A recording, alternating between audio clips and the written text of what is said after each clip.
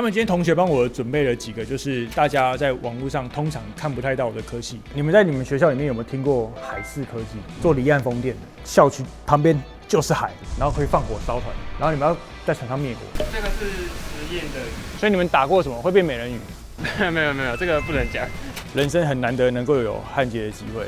在我们这个业界里面，不要拿时间换钱，我们要用技术去取得更高的收入。不过没关系，还好这间公司有我。各位旅客你好，第一夜台现在即将进站的是台湾开往高雄的自强认证号，请不要靠近柜台边，以免发生危险。嗨，大家好，欢迎收看《超人少年》。你在人生选科系的时候，不管你是念高职还是念科技大学，你是不是有听过一些少见的、没听过的，或者乍听起来有点奇妙的科系？虽然这些科大有一些听起来很奇妙，或是很奇怪，有一些技职体系的科系，甚至你一辈子都从来没听过。但其实加入这种科系跟体系，其实是很不错的，很有前途的。但是呢，我们从小在念书长大的时候，是不是你在拿出你的准考证，跟拿出你要报名的学校的时候，你听的是谁的意见呢？老师的意见，你爸爸的意见。以下为真人真事。想当年我要去考试填科系的时候，我就打开了一本厚厚的招生的简章，我就问我爸说什么是控制系。当年超爸爸就说控制器你知道那个马桶吗？按下去那个会自动冲水，那个就是自动控制器。听我爸讲完之后，我完全没兴趣。所以你以前在念科系的时候，或者是你的工作，是不是都是听着长辈们的想象的意见，然后你就选了这个科系？但是有一些人，其实你心中明明就是有一个你热爱的工作的，在你的心中的小小世界里面，本来就是有一些你喜欢的东西的。好比说火车，虽然说台湾没有铁路系，但是呢，台湾有一个叫做铁道技术学程。铁道技术学程里面其实要学的东西非常多，从车辆的控制啊，然后一路到就是你进站出站的时候啊，各种你看到的监视系统啊，或者是广播系统啊，或者是平交道有没有各种号志啊？为什么我在倒车？大家不要紧张，我们现在列车长在找那个进车档，大家不要紧张，不要紧张，我们现在列车稍微有点倒车是很正常的。来，可以吗？往前，好，你看回来了。所以你不管是铁道啊、高铁各种运作系统，其实后面是有一大群非常专业的工程师跟一大群的技术人员在做的。而且你不知道有没有想过，我们不管是高铁系统啊、台铁系统啊，或者是不一样的捷运系统，当一个跨国家之后，它的很多的电系系统跟气候，还有它的环境因素，其实都是完全不一样的。如果就可以加入这个产业，甚至可以做出很多有趣的系统，然后在这里面去学到一些真正的技术，或者是开发一些机械元件啊、动力装置啊、电子系统，说不定你可以卖到国外去，也说不定可以改变台湾台铁或是高铁的很多的东西。但是你以为在一个科技大学里面装一些这些设备，不过是好玩吗？没那么简单。因为其实我们很多台铁系统、高铁系统或是捷运系统，其实我们都是仰赖国外的。在台湾呢，你要自产的能力其实很低。但是当我们这个系统已经运作得很稳当了，然后或者是其实我们说不定可以提供给像越南啊、柬埔寨啊，或者是印尼啊、印度啊这些不同样的国家，你要提供这些资源给他，有资源吗？没有，我们只能拿国外的。所以其实可以在趁台湾如果已经成熟的时候，你就可以自主开发很多的机器跟设备，或者是拿着国外的经验，然后来做台湾的系统。但是台湾有这类的人才吗？以前没有。但是现在总要开始慢慢养成才会有，所以今天特别了。每次呢，看我一个老人家在那边讲543，我们今天特别找了这个学校的4个同学，来自于完全不同的科系。我们想要打算让这个4个完全不同科系的同学，今天就直接转系。我们掌声欢迎4位同学。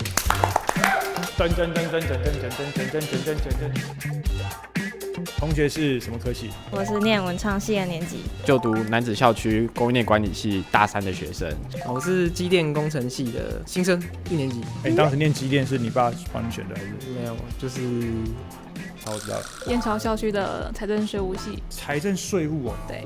所以以后你可能就是国税局对，有可能。饮料上，不好意思，今天麻烦你了。等一下有什么招呼不周的话，赶快跟我讲。好，他们今天同学帮我准备了几个，就是大家在网络上通常看不太到的科系，说不定他们今天玩完了之后就直接转系了。可能不能转过了，没差了，人生才这样转就好了嘛。重点是做自己喜欢的事啊，不要被系上绑住。系主任听到了吧？系主任就他出去讲一个你觉得你们科系一个最有趣的事情跟最强的东西。我们住宿的时候，台风天有送1人1包海鲜泡面，然后是我们水产食品系做的，很好吃。他有没有可能是去买来客，然后说是我们水产做的？那味道还是有差啦，来客比较好吃。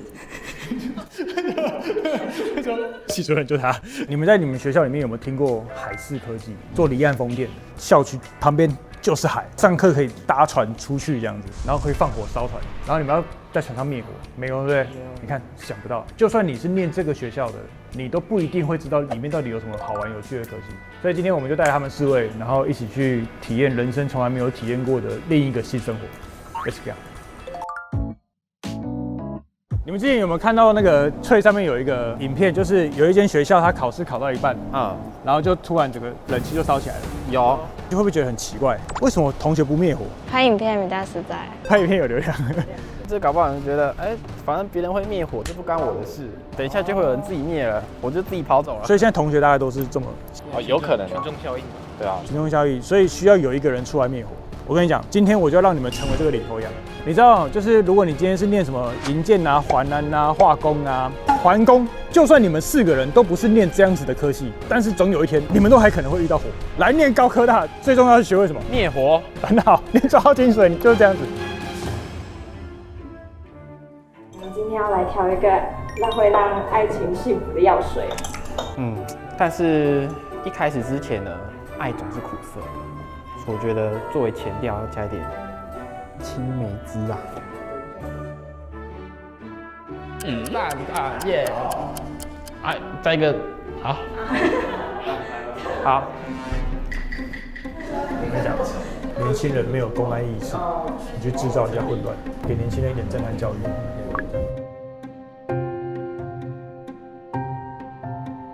怎么冒烟了？我们快来拍照打卡！对，快！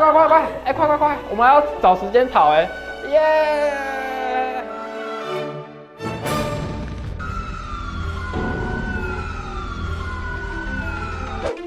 你们刚才干什么？你们自拍，烧起来了，你要解决问题啊！解决问题，我们拍照赶快求救啊！解决啊！解决啊！拿水去灭火，对不对？不是，化学你不能拿解决问题，好不好？当个会解决问题的人。好，学长教你怎么样解决问题。好，学长教你。谢谢学长。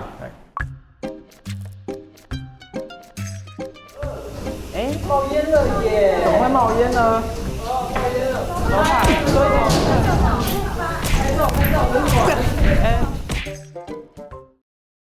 铁皮屋内陷入一片火海，火势相当凶。大火狂烧猛烧，烈焰恶火往上窜，红色火焰伴随白烟不断窜。现场因为堆放了易燃的石化原料，也导致火。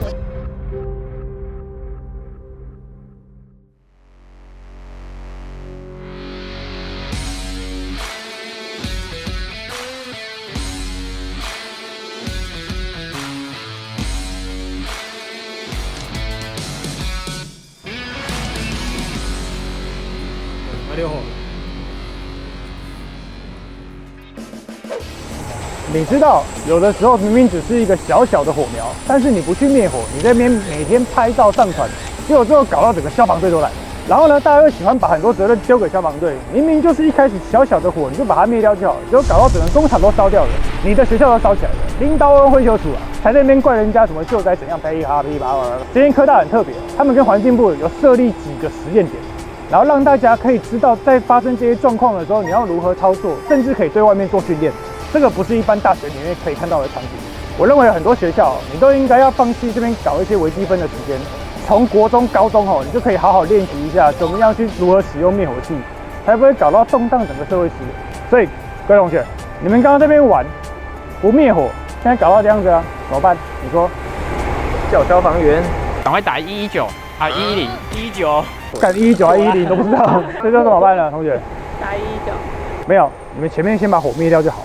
不过没关系，还好这间公司有我。关于消防，如果大家真的很有兴趣的话，我们之后再找机会拍一整集完整的给大家看。水深危险，很多人大学念完了之后，你们要干嘛？扫地吗？看大学念完扫地那是当兵才要做的事。大学念完之后你们要干嘛？工作。工作之后嘞？你有没有想过你退休要干什么？当你查税查到已经到处玩，你退休要干嘛？回到乡村，然后种田。你退休要干什么？看看这个世界。你们除了玩之外，看看世界没有别的事情啊？有没有男朋友？没有。完全不一样。样，问题完全不一样。你们有机会，你们有机会。谢谢。喜欢什么科系的男生？不挑。像我们已经工作做到一个状态了，所以我们就想要找个地方钓鱼、养虾，捕捞一下自己今天中午要吃什么。你知道澎湖有一种就是在那个海边吃烧烤，澎湖的鹅啊非常新鲜，旁边就是大海。然后大海的鹅啊直接捞起来，然后马上现烤来吃，生活。所以曾经我在大学的时候，我就想过，与其人生这边花这么多时间去做一些自己不想做的工作，何不自己一开始的工作就接近自己的退休生活？与其花钱钓虾，不如就是直接水产养殖，直接念书的时候就开始学养虾，出社会的时候去钓虾场雇钓虾场，还可以帮老板配他的饲料。你不知道石斑鱼长怎样？你吃过这么多石斑鱼，你不知道石斑鱼长怎样？你们这种去海产店就是最容易被骗，就是你跟他说，我要买石斑，然后他就给你报个价钱，然后就给你上那个台湾鲷、无锅鱼。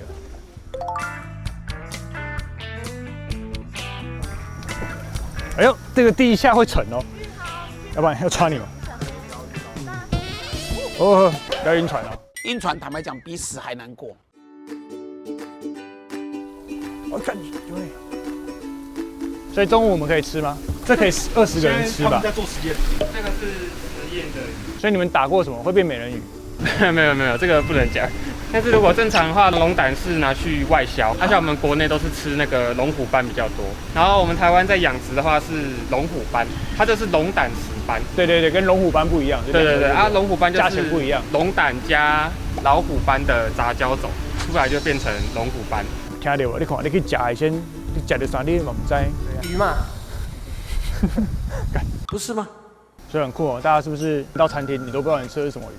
现在这个龙胆石斑，刚刚同学告诉我，现在池边价大概是160几块，然后你到市场你就可以卖2倍价。你鱼养得起来，基本上那个就是你知道那个钱在生钱。你还记不记得我们要去日本的时候，有看那个锦鲤，一只1、2亿的锦鲤，其实它也是属于水产养殖类。它那个中间运送锦鲤旁边有那个刺它那个刺要把它剪掉，你又不能勾破这个塑胶袋，不然那个鱼会挂掉，所以它都拿什么剪，你知道吗 ？K 把的钳子去剪，马牌就是跟我们合作爱情的骗子的 K 把。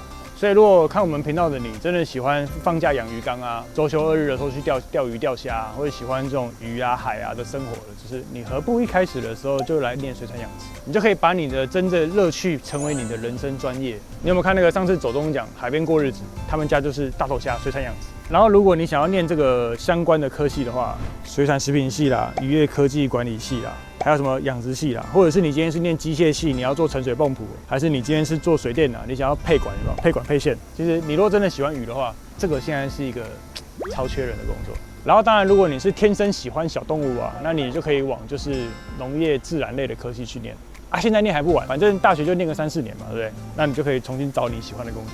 下一站。如果你觉得在岸边养鱼你还是觉得不满意的话，那我们就可以来念造船及海洋工程学系。在造船海洋工程学系呢，你就可以学怎么样做船，怎么样做船上的各种电路的控制教学，还有呢，怎么样去做船体。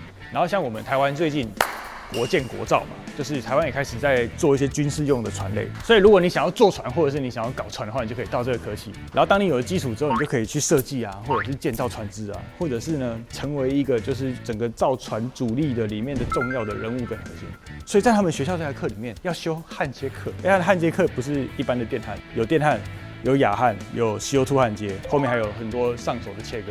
我觉得这是一个蛮酷的科技啊！如果以前大学就有这么好的设备的话，应该非常开心。同时可以超多人一起上课，这已经跟职训局等级是差不多的。当然，造船这个科技也不是只有焊接这么简单，而是当你有了一些基础技术了之后，你可以去学怎么样可以让船在海上能够跑得顺利，能够又快又安全。这就是在这个科系里面，除了学到基础技术之外，你要去往上精进的学术的领域。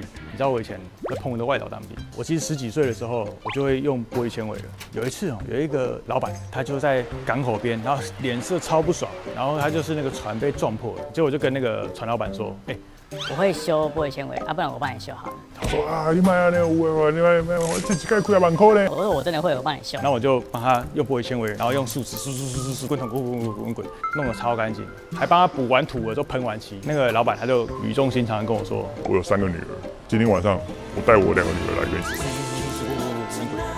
来跟你吃饭，你看你喜欢哪一个？他那时候忘记他说他有几艘游艇还是几艘什么，就说你退伍之后就不要回台湾了，你就在这边接我的事业。他没儿子，我差点要当岛主，可惜了。但除了玻璃纤维船，另外一种就是金属壳船。不不知道有没有机会我们可以拍中信造船。那中信造船那个韩老板，他们最近就在做军舰，所以如果这边的同学表现得不错的话，你就可以去韩老板那边。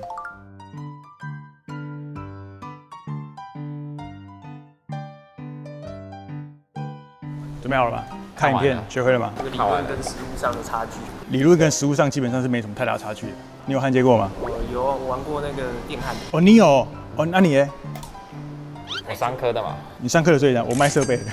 等一下分2组欧杯，哪一组比较好的就1000块。今天薪水1个小时马上赚到了。你完就可以走了。下班。现在的年轻人都不会看未来的，只看他眼前哦。人生很难得能够有焊接的机会。在我们这个业界里面，我们频道常常跟大家讲述的重点就是，我们不要拿时间换钱，我们要用技术去取得更高的收入。等一下2个欧贝，2人1组。欧贝，好。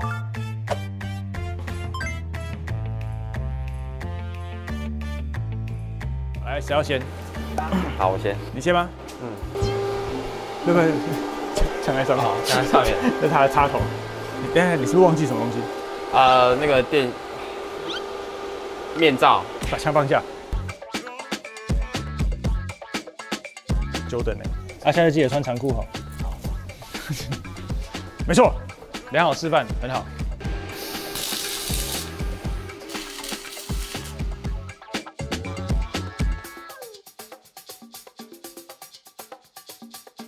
下一棒，下面一位，第2组挑战。哎呦，这个声音好像会哦，这个声音。第2组，虽然焊歪了，但至少手是稳。下一个，换你了，教他一下，我会给你机会。谢谢。对啊，这是头啦，这是头颅啊。青春。你以为我是来教焊接的吗？不是，我是来让他们有一种大学必修课程——恋爱。来哦，你传承了前2位的经验的哦。脚吧不要碰，手不要碰，加油！手不要碰，看手都行。好，加油！哎，我们靠你了，靠你了。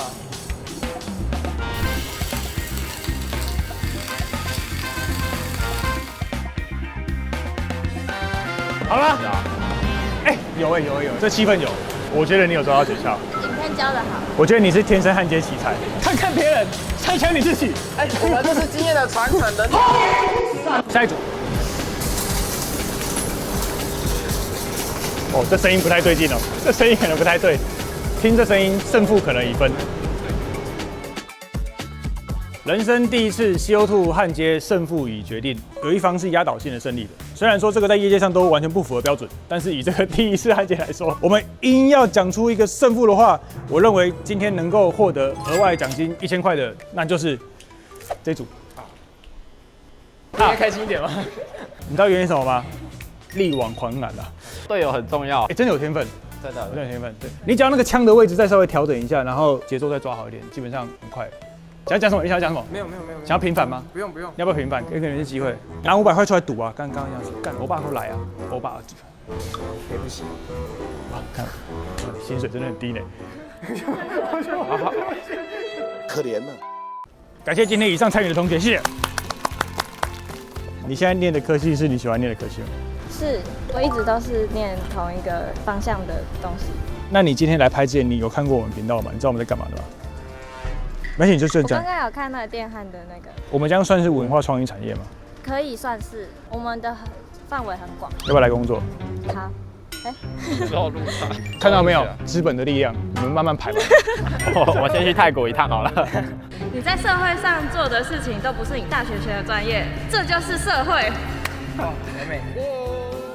好了，以上就是这一期你错过了大学奇妙科系，是不是看完这个科系的时候，对你的人生有其他不一样的想法？你有没有想过，你人生就读完高职3年，或者是大学读完4年之后，就决定了你未来40年后的人生？而你40年后的人生，说不定就是为了追逐金钱，做一些你很不爽、你很不喜欢的工作。那倒不如停下来，好好想一想，什么才是你想要做的人生？重新给自己一个3年、4年的规划。很多人的人生不过就是为了拼那几千块、几万块，甚至几十万，然后做得很痛苦，每天干掉的要死。一到放假的时候，就只为了过那1-2天钓鱼的生活、划船的生活，何必呢？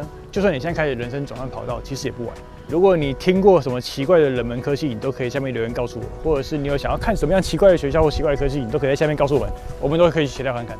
那这里是超认真少年，我们下次再见哦。可以加入我们的会员，支持我们频道，拜拜。你知道我们最近在玩一个很北烂的事情，你知道全世界有一个地图叫海洋的地图，只有海军有在卖哦。而且买这个地图，你是可以买一块一块哦，那你就可以买说这个地方往下海沟多深哦，多浅，哪边有定制渔网，哪边哦有航道，然后哪边有什么东西。有机会我们再拍一集给大家看，超认真大航海时代。为什么要讲那么小声？不能跟人家讲，是不是？因为这个还在研发当中，还在研究。这人家一看出来啦，你就拿洋葱切片，放在幼苗里面啊，对不对？啊，对，你看，那整个都是。哦，很酷呢。哎，那为什么他为什么会拍？他为什么在这？这一颗可以拍。我这可以拍了。这雷亚起多少的虾呢？同学猜一下这个，你敢不敢雅琪亚几斤没瓦这？你们去夜市有没有吃凤螺？